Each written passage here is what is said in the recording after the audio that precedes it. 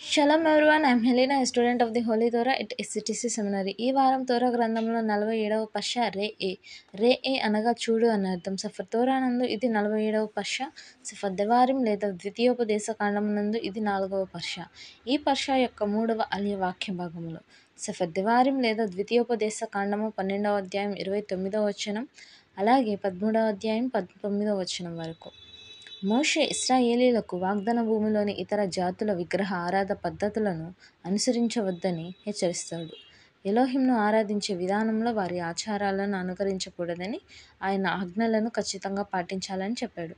ఒకవేళ ఒక ప్రవక్త లేదా కలలు కనేవాడు మిమ్మల్ని విగ్రహ ఆరాధన వైపు మళ్లించడానికి ప్రయత్నిస్తే, అతడు నీతిమంతుడైన అతని మాటలను వినకూడదని ఆదేశిస్తాడు.